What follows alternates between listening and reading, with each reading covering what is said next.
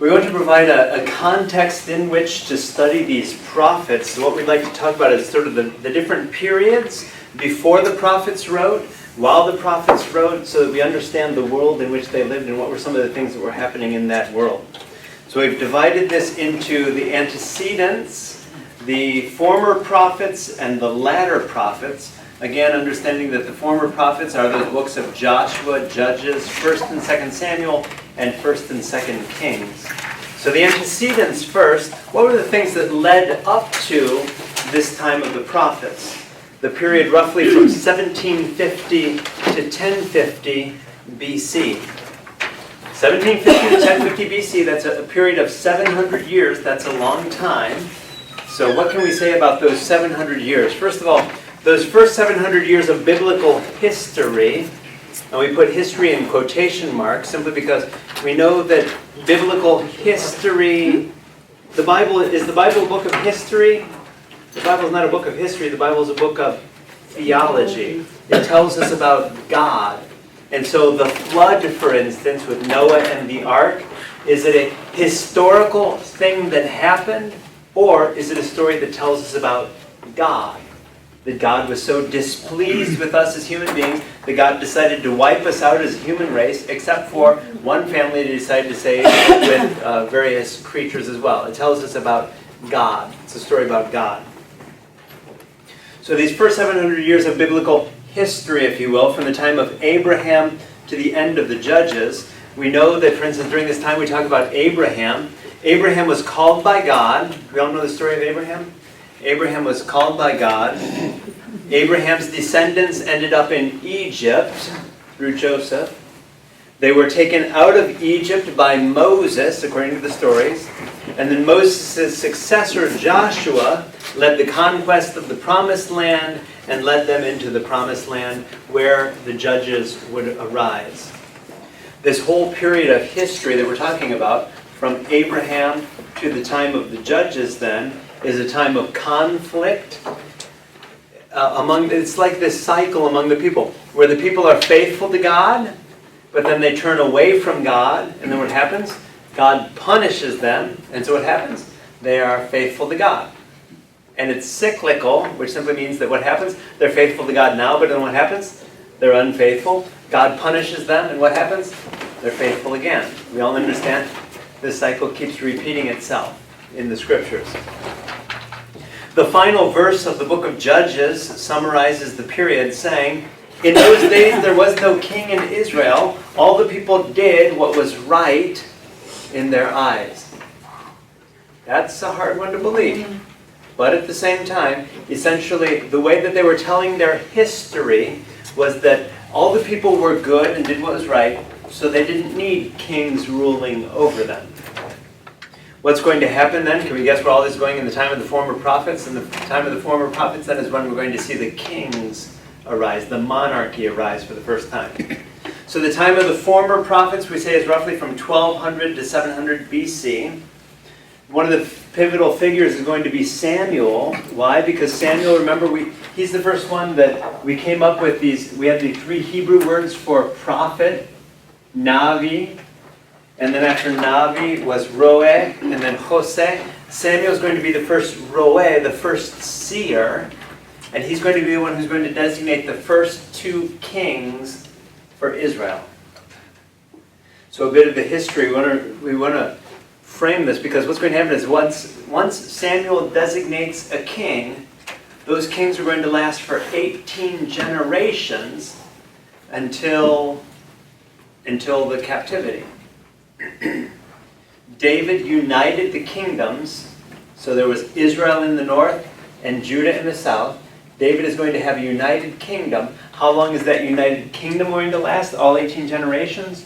Actually, no. It's just going to last for him and his son. What was his son's name? Solomon. So David and Solomon will be kings in the united kingdom.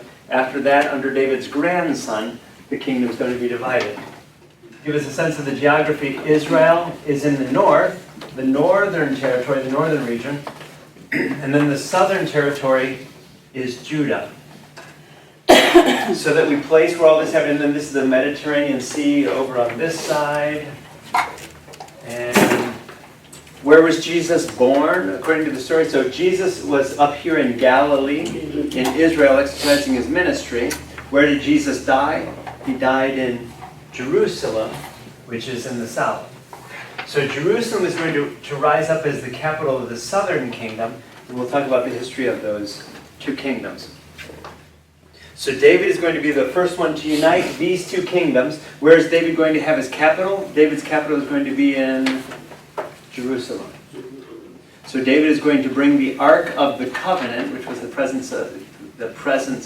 symbol of God's presence among the people. He's going to bring the Ark into Jerusalem, and later a temple would be built for the Ark.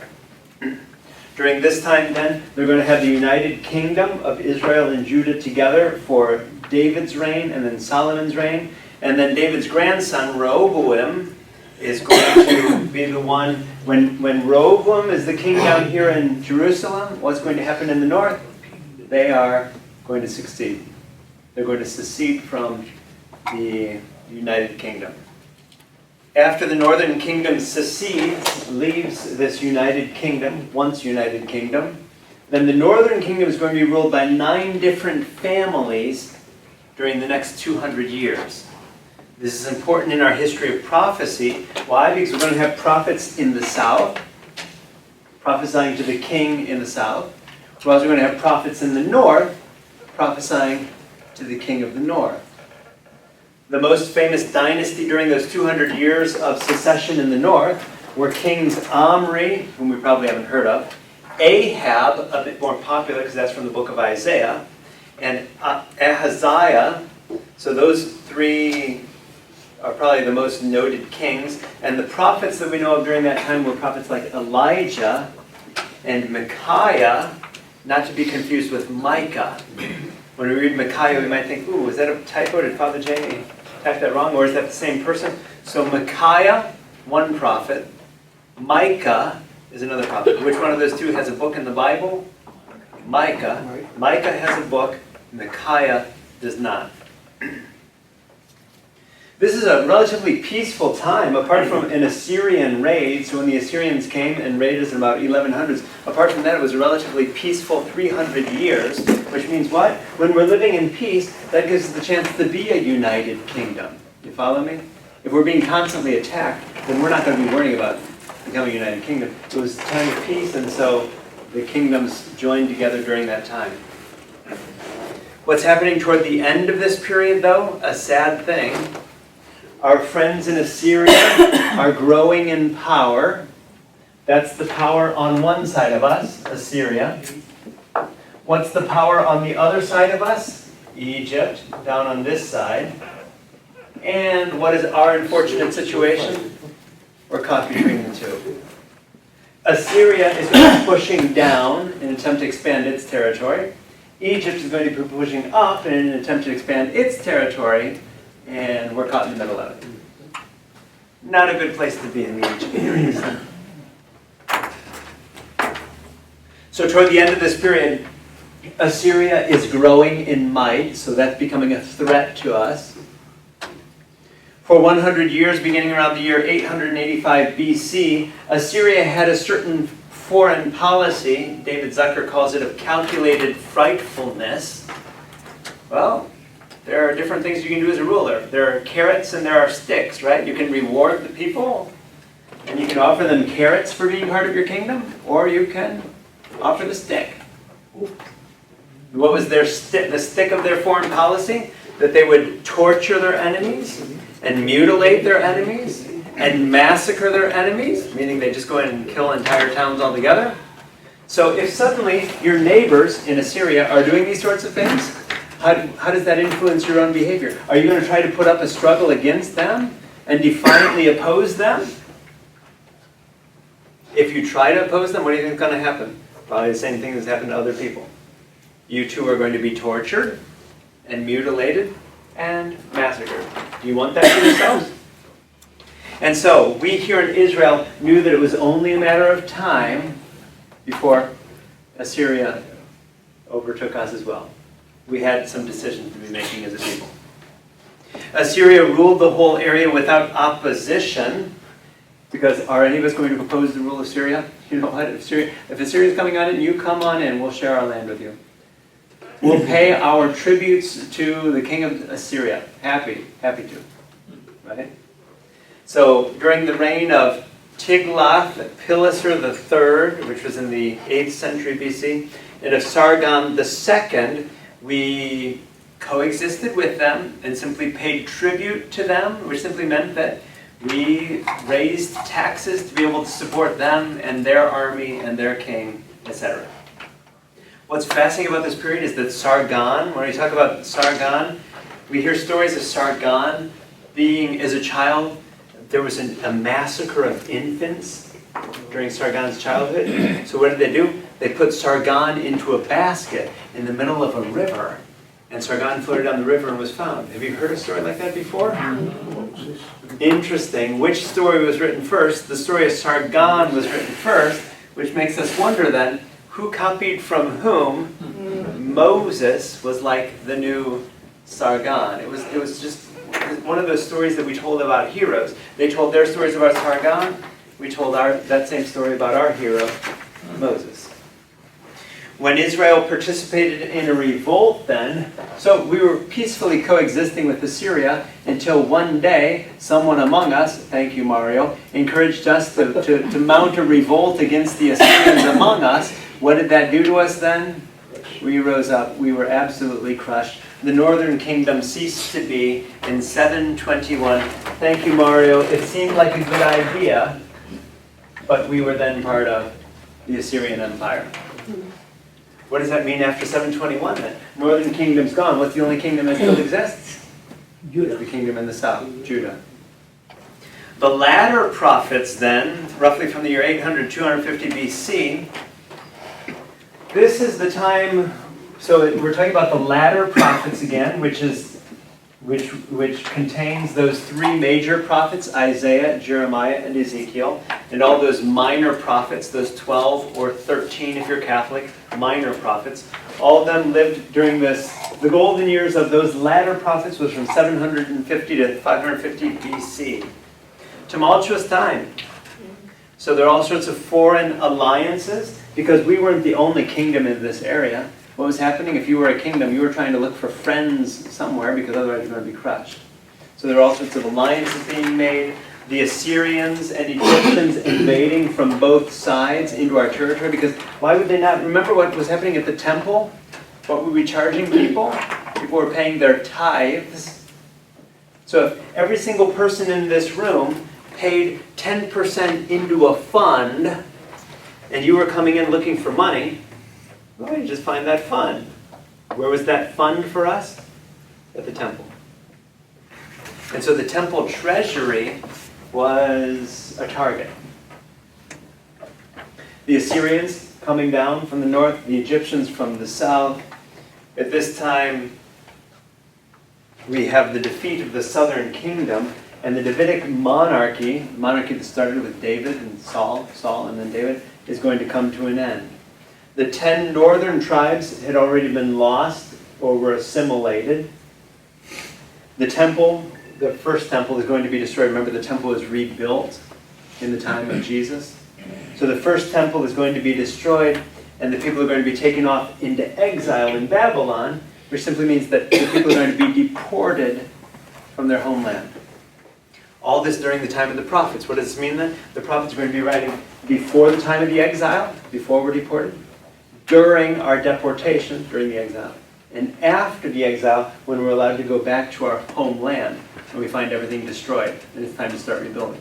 The prophets are going to be writing during all of that time.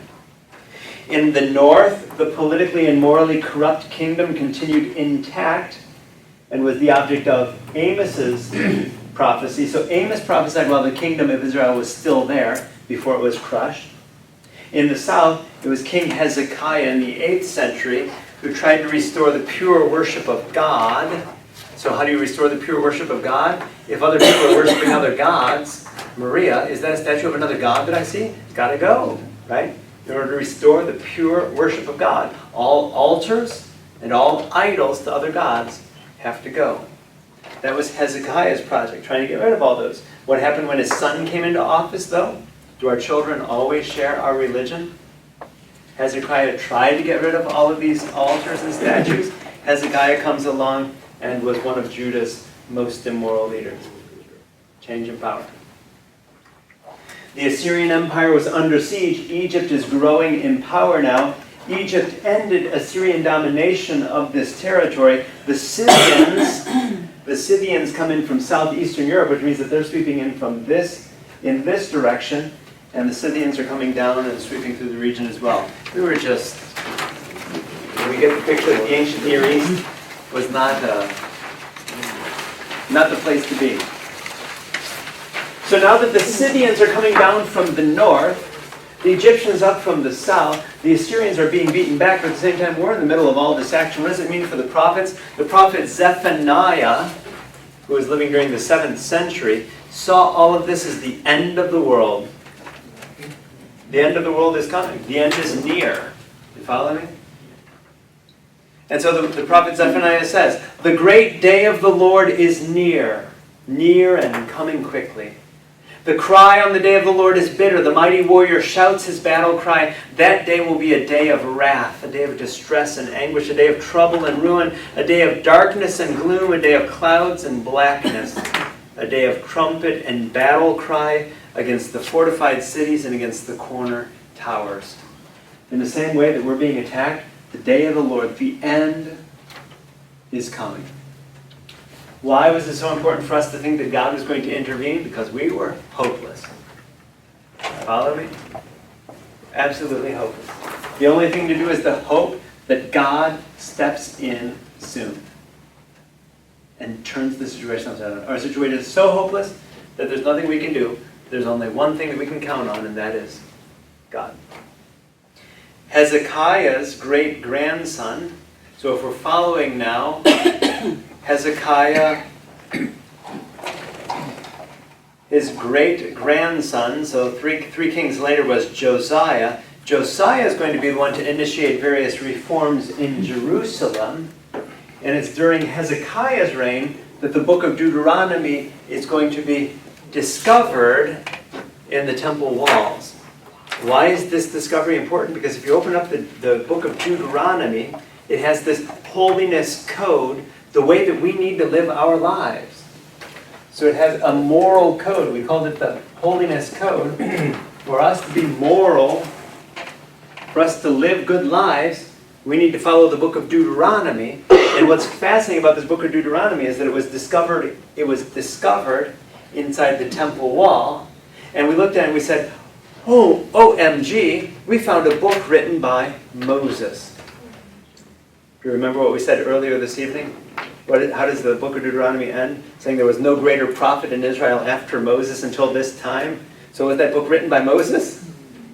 It wasn't, but that was the traditional view of that book. So now that we've discovered the book of Deuteronomy, we discovered what it is that God told Moses about how it is that we need to live our lives. Do you see how this is going to shape us then? If suddenly someone comes to us, Deacon Angelita runs in the room saying, "Good news, I just discovered a book written by Moses. God inspired Moses to write this book, and it tells us how we should live."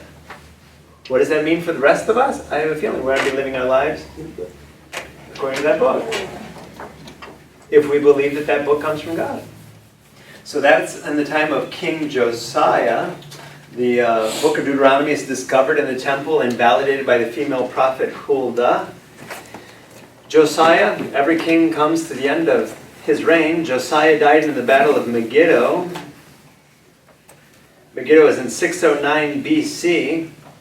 So he's trying to stop the northward advance of Egypt, and so he runs out with his armies to try to hold them back. Assyria had already fallen to Neo-Babylonia.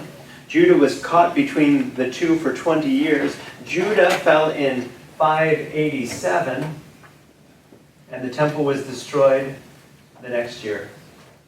It's one way to disperse the people. So long as you have a temple, people are going to be coming to the temple. What happens the moment that you destroy the temple? No place to come. The temple was destroyed and everyone was deported from Judah into exile in Babylon. We know that period is the Babylonian exile. Babylon would later be overthrown by Cyrus of Persia. So how interesting, all of these warring factions. Persia would come and step in and allow us to return to our homeland, and we would begin to rebuild our temple. How fascinating that we, as good Jews then, would see God at work in all of this, and we would thank God because God worked through the likes of Cyrus, this pagan king. God could work even through him to free us. What qualified the prophets to be prophets? I can understand, like, the apostles were trained by Jesus Christ. There you go. We want to be, when we pray and everything, we want to communicate with Jesus Christ. But the prophets, what qualified them? God spoke to them. That's right. Like this guy right here, Zephaniah, 630 BC. Right. Now, he was wrong by about 630 years about Jesus Christ. If he's saying that the Lord's coming, the great day of the Lord. So he was off by 630 years. So what qualified him? But he didn't say when. In fairness, didn't. Oh, okay. He didn't say when. Oh, okay. So which is why by the time that Jesus came, we were just looking said at all it these was prophets near. saying, Okay. exactly, He said it was Zephaniah, and we didn't know how long ago Zephaniah wrote these things. But But Zephaniah I can was saying understand that what Messiah- qualified the apostles, because they were right there with Jesus Christ. Right. But what qualifies a prophet? The same thing that qualifies Vincent to be a prophet here. We talk, if Vincent says that he is a prophet and talks to us, then we as a community have to figure out, is he a true prophet or is he a false prophet? Did he choose to be a prophet? Do prophets choose to be prophets? No. Who chooses prophets? God. God chooses to speak through them. So we have to figure out, who's talking here? Is it Vincent the human being? Or is Vincent the prophet speaking? Is God speaking through Vincent? That's going to be a challenge. And once a prophet is wrong, Andy, great question, because once a prophet is wrong, which is why in fairness to Zephaniah wasn't wrong. As soon as Christians came and said Jesus was the Messiah, then Zephaniah is right. Follow me? I think you're onto something though. In fairness to you, Andy, Zephaniah does say that the day is near and coming quickly. You'd think that 600 years is... When he says near, you'd think that he means less than 600 I would think years. that prophets are entitled to make mistakes too. Like any one of us. The human prophet, yes. Could God make a mistake? How's that for a question? But I would think, like, the apostles, they were right there with Jesus Christ. He trained them. He like ordained them. He trained them. They couldn't be wrong. And I would think that the prophets would have to be thinking about God all day and night almost. Yeah. In order to be a prophet. Yeah. The word that they might have had in common, both in the Old Testament and New Testament, was inspired. Right? We said that all prophets are chosen by God. It's involuntary, but it's also inspired, which means what? It has to come from God. What happened in the New Testament with the apostles? They were filled with the Holy Spirit, and that's why they went out. They were inspired as well. Before they were inspired, before they were filled with the Holy Spirit, we have stories of Peter denying Jesus, Judas handing them over, all of the apostles running away. Follow me? But after Jesus rose from the dead and shared his Spirit with them, then what happened? Now that they were inspired and filled with the Spirit, then they went out and did what those things that we were talking about. I would believe that you could prophesy as Deacon Roy could, Deacon Cleo could, Vincent could also. Anybody who thinks a whole lot about Jesus Christ, I would think. In our current generation, you don't have. The only question that comes down to us is how do we separate the person from God speaking through that person? Let's come back to that when we come back to examples, concrete examples, because we're going to see prophets. When the prophet Elijah is in this scene, it seems that God is speaking through him. But wait a minute, later in this scene, this is not the same Elijah. He is afraid and running away. Follow me? During this time, Hellenism is going to occur under Alexander the Great. What's going to happen now? Alexander the Great is going to come and conquer this entire area from Macedonia. It would become later the Greek Empire. We'd all start speaking Greek as a result of this. So now that all of this is conquered by Alexander, we begin this process of Hellenism, which means what? We're all becoming Greek-speaking and Greek-thinking. And they're erecting the Greek gods, and we need to pay tribute to them. Ooh. The Seleucids. Some terrible stories we have with them. So that would spur the prophecies of Obadiah, Haggai, Zechariah, Malachi, Joel, 2nd and 3rd Zechariah, Jonah. We have how it is that various prophets are going to be responding to that context as well. All of that simply to say that the prophets that we're going to be reading during these next nights and these next weeks are going to be in the midst of all of this action, talking about the different things that are going to be happening and responding to them. Whether that's the Assyrians coming in and destroying a kingdom, and the prophet saying this kingdom will be destroyed. Whether it's about us being hauled off into exile. Whether it's the Hellenism that's going on through here with the Greeks saying that we needed to be like them. There are a lot of factors that are going to influence the prophets that we'll be studying. Were we the only ones that had prophets? It's also interesting to look at cognate cultures or at similar cultures because we see prophetic figures all over the ancient Near East. We weren't the only people with prophets here. The Egyptian priests, yeah, there was something about them where they were communicating on behalf of their gods. The prophets of Mari in Syria, the inspired speakers of 14th century BC Turkey, the prophets of Baal and of Asherah. There were many other prophets in many other cultures. What happened? We had our prophets too. If I was a king in my court, you better believe that I wanted a prophet near me to be able to know, should I go out to battle or not?